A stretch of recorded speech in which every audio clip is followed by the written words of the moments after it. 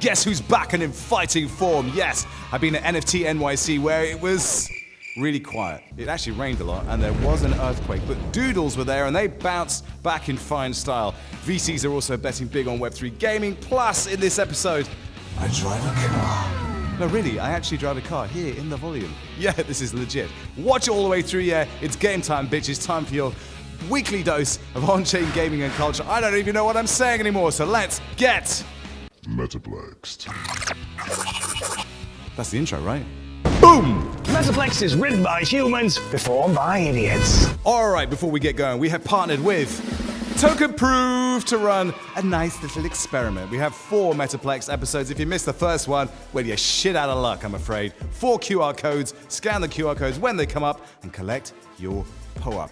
Enter for your chance to be featured on an episode of this incredible show, MetaPlex'd. This is your chance to come up with something witty, something funny, something artistic. Maybe wish me a happy birthday or create a digital AI companion for me. I don't know. Be creative. Scan the code. Token Proof, yeah? So, NFT NYC happened last week. The great and the good of the NFT space congregated in New York City for a massive party. Do you know what? That's not what happened, because I have to say, it was a little deflating. The parties felt subdued and dare I say it, sensible. Even NFT Nick turned out to be, well, actually quite a nice guy, although he nearly got into a fight. Do you realize who I am? Yo, my guy? Do you realize who I am? My guy? Or did he?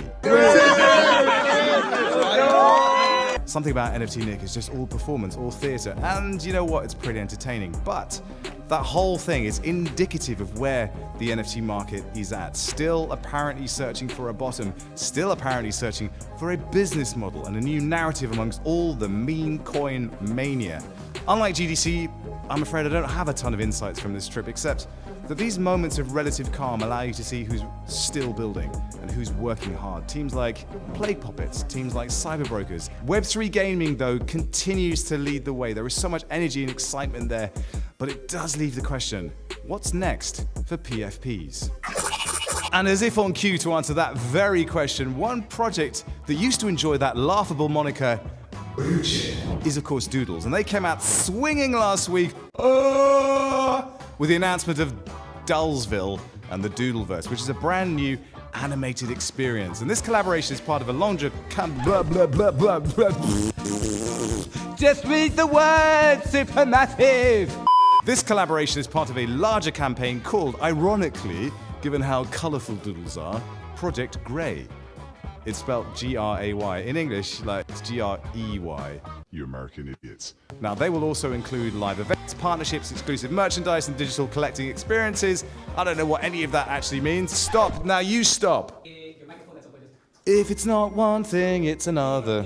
The animation experience will feature 3 Doodles Records music videos with tracks by Pharrell Williams, Lil Wayne, and Coi Leray, who will also voice characters in the film. Now, if you remember, Doodles acquired the award-winning animation studio Golden Wolf in January 2023 with the goal of being able to retain control of their IP and build these kinds of experiences in-house. And Golden Wolf is no mug. Pharrell was also appointed Chief Brand Officer of Doodles back in June 2022. In addition to being the architect of those incredible, distinctive Neptune's beats, he also provided the soundtrack to all the Despicable Me movies. So the boy got animation experience. Dullsville and the Doodleverse will debut this summer and premiere at the Toronto International Film Festival before a worldwide launch. So we'll have to see whether that reinvigorates the whole Doodles brand. And don't forget, Azuki is also betting big on its in-house anime project. But the thing is, we've been here before, haven't we? Do you remember that ill-fated D-Gen trilogy on Coinbase, which ended up being, well, how best to describe this? They only made one, so was it a wannabe? I don't know. Here's the thing. Can a long gestating multimedia project cut through in the same way a rapid delivery animated show like Skibbity Toilet can, particularly when the audience for all this stuff just wants meme coins, they want it now, they want to click buy, they want to buy? I guess we'll find out. Now, if you wanted proof that Web3 Gaming really is making moves, then you just have to follow the money. And this last week, 2 big VCs announced new funding rounds to support the space. Andrew Chen of A to the 16 to the Z, yeah, you know me, thankfully rediscovered his caps lock key to announce Big news! He's investing $30 million in the next 45 days in Speedrun. That means $750,000 per startup that joins the program, and that, my friends, is rather a lot. It's a 12-week program based in LA for projects at the intersection of tech, X, games, which apparently is where devs are forced to pitch ideas while riding a skateboard on a vert ramp.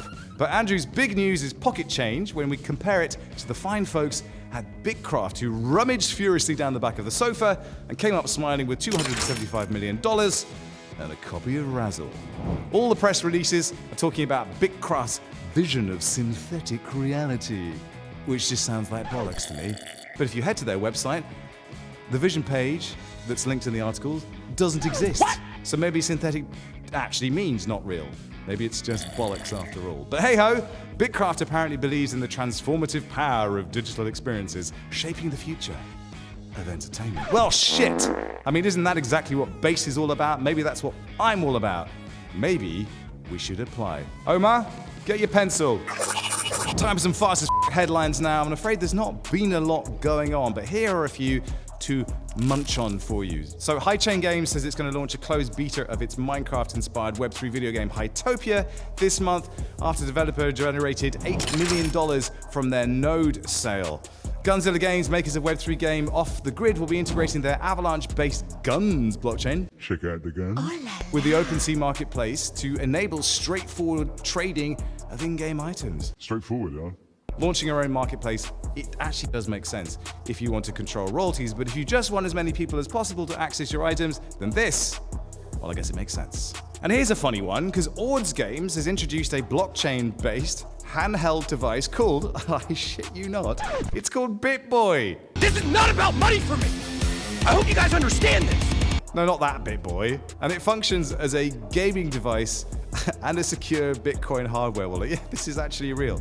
It costs $500 and supposedly pays Homage to the iconic Game Boy. I mean, if by homage you mean it's an exact rip-off. Well, sure, of course it does.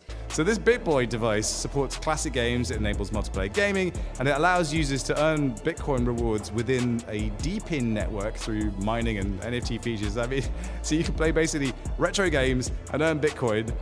I mean, it sounds like a party, doesn't it? BitBoy. Wow. This is where we are in the cycle, yeah? All right, you lucky things, I want to let you into a little secret, something we've been working on, a little work in progress, because in the volume, you can track a body, you can do all sorts of funky things, but I wanted to push the technology even further, because I know that you can plug in a driving controller into Unreal Engine and have it control a car in real time, and I wanted to be able to drive as a character, fully mocapped in real time, and drive through the streets of a city. Could we do it? Well, it turns out it was a lot harder than we thought, but I'm excited to say that we've finally got it working. Now, it's not perfect, but let me show you around so you can see what we've actually cooked up here. So, it all starts with this, a driving controller. This is a Logitech Xbox driving controller. It's got pedals, it's got a steering wheel, and that will allow me to control the car in the volume. We have an NSX on standby, but it's a little bit more complicated than that. Over here, oh, I don't want to walk into the cable. Over here, you'll be able to see me out on the street. There I am, outside my motor, through the dashboard cam. So there's a camera inside the car and you can see me there, lovely Honda car. This is very, very important because this will allow me to see exactly what the camera that's being recorded will actually see. So you've got to kind of think in terms of two different camera systems. If you come around here, we have another one. Because the thing about driving is you need to be able to see where you're going. So we have a separate little monitor here. This is so janky. This is so janky. So this monitor here is showing me a view from the top of the car so I can actually see where I'm going. So I want to be able to basically do Top Gear. I want to be Jeremy Clarkson, but in mocap. And be able to talk about a car that I'm driving and drive along through a city at the same time. So this monitor shows me where I'm going, and that monitor shows me what's being recorded. And that monitor over there, it's a multi-camera system, so we can put cameras wherever we want in the volume. Now, if I sit down inside the car, Ooh, yeah. I'm in my motor. Okay, so here I am now in the car. I can put my hands on the steering wheel, and in the car, in the volume itself, the steering wheel actually turns. So it's turning in response to what I'm actually doing. But the question is, can I actually drive it? Watch my feet. Watch my feet as I press the pedals. Lordy, we are driving. We are actually driving the car. And I have steering control. Now, it's not very easy, but you can see this is actually happening.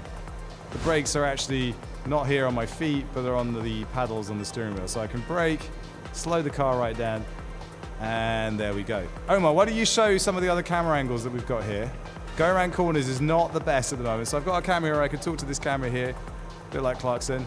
Oh, I'm going around a corner, this is sketchy. Ooh, yeah. It's so easy to crash this thing. So we built this custom city. Oh my God, I'm crashing. The problem is once you crash, you're in real trouble because everything can be crashed into.